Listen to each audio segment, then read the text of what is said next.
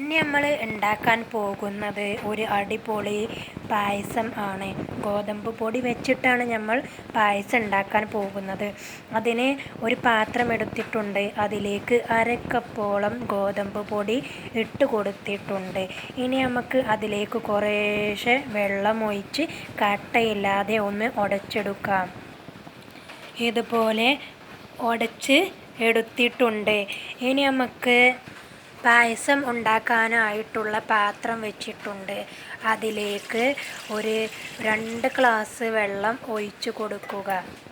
ഇവിടെ 2 അല്ലി ശർക്കര ഉരുക്കാൻ വെച്ചിട്ടുണ്ട്. ഉരുകി തുടങ്ങിയിട്ടുണ്ട്.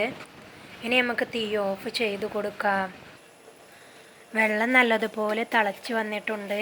ഇനി നമുക്ക് നമ്മുടെ ഗോതമ്പ് പൊടിയുടെ കൂട്ട് ഇതിലേക്ക് ഒഴിച്ചു കൊടുക്കുക.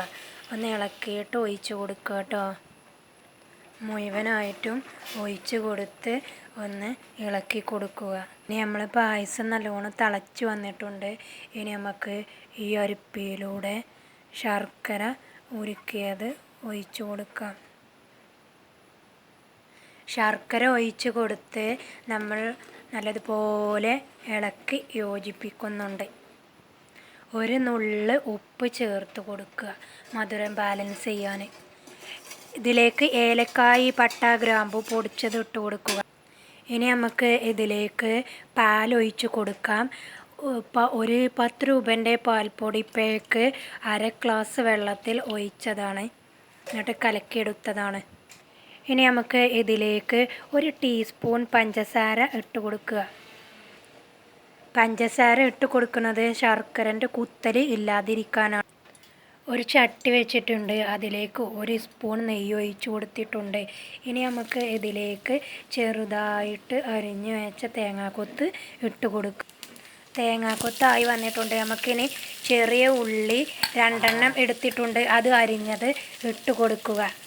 ഇനി നമ്മൾ ഇതിലേക്ക് ഇടാൻ പോകുന്നത് ഒരു 3-4 മുന്തിരിയാണ്. അതും കൂടി ഇട്ട് കൊടുത്ത് നല്ലതുപോലെ ഒന്ന് വഴറ്റിയെടുക്കുക. ഇനി നമുക്കിതിലേക്ക് ചുക്ക്, ചെറിയ ജീരകം പൊടിച്ചത് ഇട്ട് കൊടുക്കുക. നല്ലതുപോലെ തിളച്ച് വരുന്നുണ്ട്. അതുപോലെ തിളച്ച് സെറ്റായിട്ടുണ്ട്. ഇനി നമുക്കിതിലേക്ക് 1 കപ്പ് നാളികേരത്തിൻ്റെ പാലാണ്. അത് നമുക്ക് ഒഴിച്ചു കൊടുക്കുന്നതിൻ്റെ മുന്നേ ഒന്ന് നല്ലോണം തീ കുറച്ച് വെക്കണം. ഇനി നമുക്ക് അത് ഒഴിച്ചു കൊടുക്കുക. ഒഴിച്ചു കൊടുത്തതിന് ശേഷം തിളക്കൊന്നും വേണ്ട, ഒന്ന് ചൂടായാൽ മതി. പിന്നെ നമുക്ക് ഓഫ് ചെയ്യാം.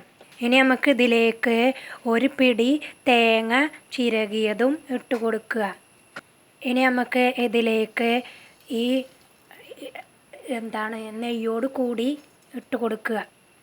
അങ്ങനെ നമ്മുടെ പായസം റെഡി ആയിട്ടുണ്ട്.